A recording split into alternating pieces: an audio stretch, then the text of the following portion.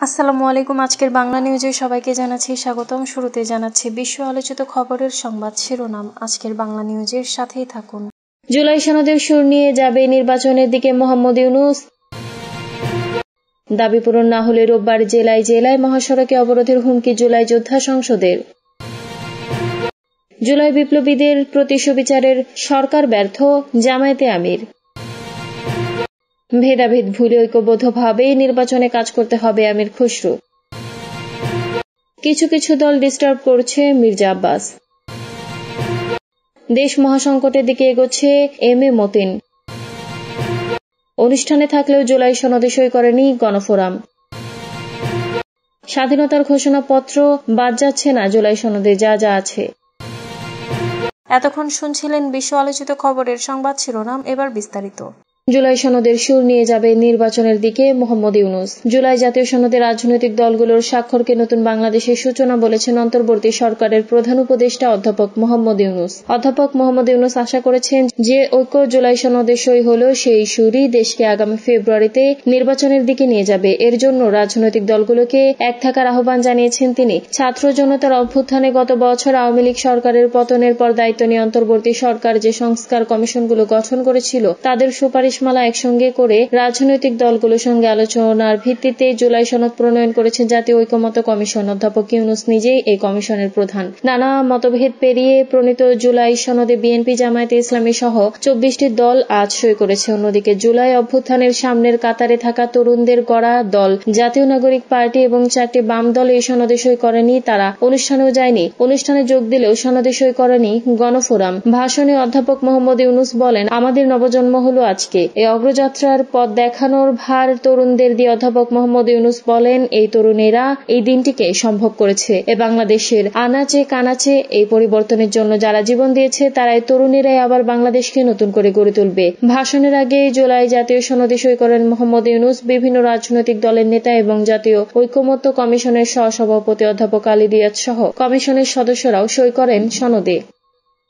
দাবি পূরণ না হলে রোববার জেলায় জেলায় মহাসড়ক অবরোধের হুমকি জুলাই যোদ্ধা সংসদের। ২০২৪ সালের গণ অভ্যুত্থানে নিহত ব্যক্তিদের শহীদ হিসেবে রাষ্ট্রীয় স্বীকৃতি, আহত ব্যক্তিদের জুলাই যোদ্ধা হিসেবে স্বীকৃতি, শহীদ পরিবারের পুনর্বাসনের সুনির্দিষ্ট রূপরেখা এবং আহত ব্যক্তিদের জন্য আইনি সহায়তা, এসব দাবি পূর্ণাঙ্গভাবে জুলাই সনদে উল্লেখ ও বাস্তবায়নের বিষয়টি যুক্ত না করলে আগামী রোববার দেশের প্রতিটি জেলায় মহাসড়ক অবরোধের ঘোষণা দিয়েছে জুলাই যোদ্ধা সংসদ। সংবাদ সম্মেলনে মাসুদ রানা বলেন, আমাদের দাবিগুলো বাস্তবায়ন না করা পর্যন্ত আমরা রাজপথ ছাড়ব না। আগামী রোববার বেলা 2টা থেকে বিকেল 5টা পর্যন্ত দেশের প্রতিটি জেলা শহরের মহাসড়কে অবরোধ কর্মসূচি পালিত হবে। সরকার ও পুলিশের ভূমিকা নিয়ে ক্ষোভ প্রকাশ করে তিনি বলেন, আমরা এই রাষ্ট্রের জন্য, এই জাতির স্বাধীনতার নতুন স্বপ্নের জন্য জীবন বাজি রেখে রাজপথে নেমেছিলাম। আমাদের রক্তের বিনিময়ে যে জুলাই সনদ তৈরি হয়েছে সেখানে আমাদের রক্তের স্বীকৃতি থাকা উচিত ছিল, কিন্তু সরকারের পক্ষ থেকে সেই স্বীকৃতি অস্বীকার করা হয়েছে। আমরা রক্ত দিয়েছি, জীবন দিয়েছি, আর এখন রাষ্ট্র আমাদের সঙ্গে প্রতারণা করছে। মাসুদ রানা জানান, দীর্ঘ 1 মাসের বেশি সময় ধরে তারা সরকার ও সংশ্লিষ্ট কমিশনের সঙ্গে আলোচনা করেছেন।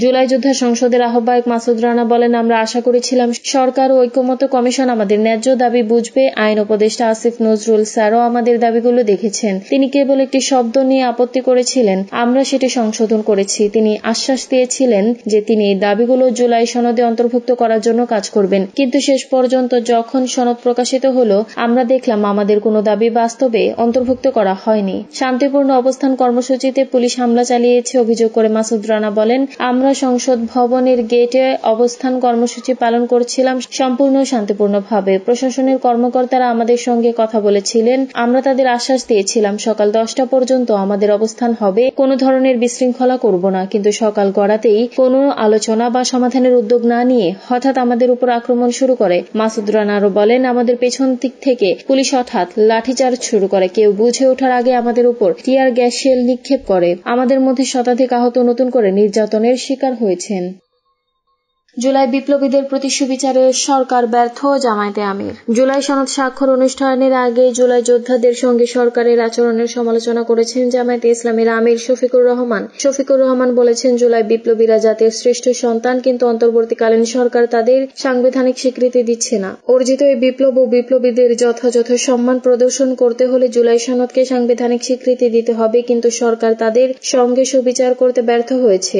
শুক্রবার বিকেলে রাজধানীর মিরপুর 10-এর সেনপাড়া পর্বতা ঈদগাহ মাঠে জামায়াত আয়োজিত এক শ্রমিক সমাবেশে শফিকুর রহমান কথা বলেন বলে দলটির ঢাকা মহানগর উত্তর শাখার এক সংবাদ বিজ্ঞপ্তিতে জানানো হয়। এই সমাবেশের চলার মধ্যে কয়েক কিলোমিটার দূরে জাতীয় সংসদ ভবনের দক্ষিণ প্লাজায় জুলাই সনদ স্বাক্ষর অনুষ্ঠান হয়। অপরাপর রাজনৈতিক দলগুলোর সঙ্গে সেই অনুষ্ঠানে যোগ দিয়ে জুলাই সনদে সই করেন জামায়াতের নায়েবে আমির সৈয়দ আব্দুল্লাহ মোহাম্মদ তাহের ও সেক্রেটারি জেনারেল মিয়া গোলাম পরোয়ার। অনুষ্ঠান শুরুর আগে সকালে মঞ্চের সামনে অবস্থান নেন জুলাই যোদ্ধা পরিচয়ে কয়েকশো জন। তারা জুলাই আন্দোলনে অবদানের রাষ্ট্র স্বীকৃতি, আইনি সুরক্ষা, পুনর্বাসন বাস্তবায়নের দাবি জানাতে থাকে।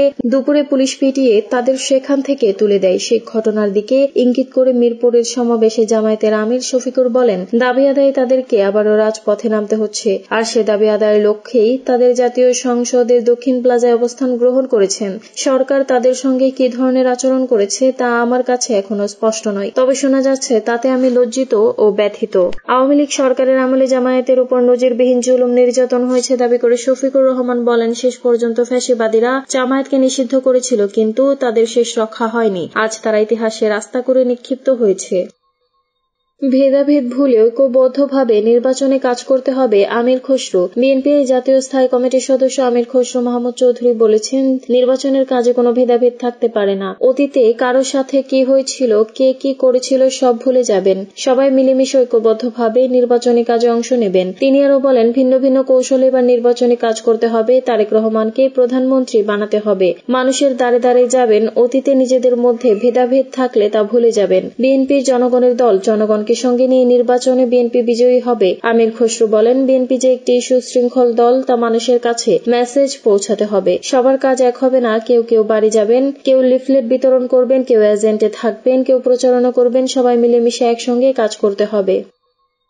কিছু কিছু দল ডিস্টার্ব করছে, মির্জা আব্বাস। কয়েকটি রাজনৈতিক দলের জুলাই সনদ স্বাক্ষর অনুষ্ঠানে অংশ না নেওয়ার সঙ্গে বিএনপির স্থায়ী কমিটির সদস্য মির্জা আব্বাস বলেছেন, কিছু দল স্বাভাবিকভাবে অনুষ্ঠানকে ব্যাহত করছে।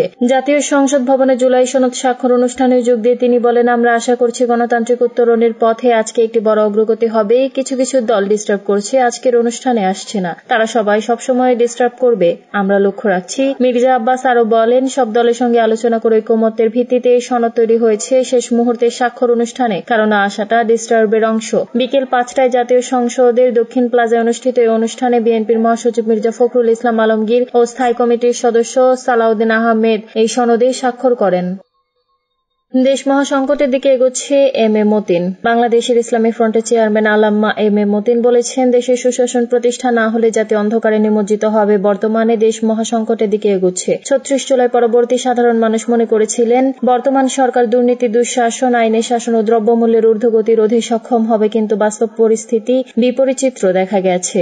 শুক্রবার রাজধানীর কাকরাইলস্থ ডিপ্লোমা ইঞ্জিনিয়ার্স ইনস্টিটিউশনে বাংলাদেশ ইসলামী সমন্বয় পরিষদের উদ্যোগে জাতীয় আয়োজিত সুশাসন প্রতিষ্ঠায় রাজনৈতিক ঐক্য শীর্ষ জাতীয় সংলাপে এই মন্তব্য করেন তিনি। অনুষ্ঠানে থাকলেও জুলাই সনদে সই করেনি গণফোরাম। জুলাই জাতীয় সনদ স্বাক্ষর অনুষ্ঠানে যোগ দিলেও তাতে সই করেনি ডক্টর কামাল হোসেনের নেতৃত্বাধীন দল গণফোরাম। মিজানুর রহমান বলেন, সংবিধানের 150-এর 2 অনুচ্ছেদে তারা বলেছে বিলুপ্ত করা হবে এবং 5ম, 6ষ্ঠ এবং 7ম তফসিলে রাখা হবে না। আমরা বলেছিলাম যে এটা যদি সংশোধন করে তাহলে প্রোক্লেমেশন অব ইন্ডিপেন্ডেন্স যদি এটা রাখে তাহলে আমরা স্বাক্ষর করব। আমাদের আশ্বস্ত করেছিল যে এটা সংশোধন হবে, কিন্তু অনুষ্ঠানে গিয়ে চূড়ান্ত কপিটা আমরা পাইনি, শুধু স্বাক্ষরের কপিটা দেওয়া হয়েছিল। এই জন্য আমরা স্বাক্ষর থেকে বিরত ছিলাম। জাতীয় সংসদ ভবনের দক্ষিণ প্লাজায় শুক্রবার বিকেলে প্রধান উপদেষ্টা অধ্যাপক মোহাম্মদ ইউনূসের উপস্থিতিতে জুলাই সনদে স্বাক্ষর করে রাজনৈতিক দলগুলো। অনুষ্ঠানে সনদে সই না করলেও পরে সই করার ইঙ্গিত দিয়ে মিজানুর রহমান বলেন, বৃষ্টির পরে আমরা চূড়ান্ত কপির একটা বই পেয়েছি এবং তারা আমাদের বলেছে যে এটা সংশোধন করা হয়েছে। এখন যেহেতু তারা এটা সংশোধন করেছে, আমরা তাদের সঙ্গে যোগাযোগ করে পরে স্বাক্ষর করব। জাতীয় ঐকমত্য কমিশনের সভাপতি অধ্যাপক আলী রিয়াজ জানিয়েছিলেন, পরবর্তী সময় সময়েও সনদে সই করার সুযোগ রয়েছে। গণফোরাম নেতা মিজানুর রহমান বলেন, আমাদের কিছু নোট অব ডিসেন্ট আছে, যেমন আমাদের সংবিধানে 4 মূলনীতি, বাঙালি জাতীয়তাবাদ, এরকম অনেকগুলো বিষয় আছে। এটা পর্যালোচনা করছি এবং তাদের সঙ্গে আলোচনা করে ইতিবাচকভাবে আমরা নিচ্ছি।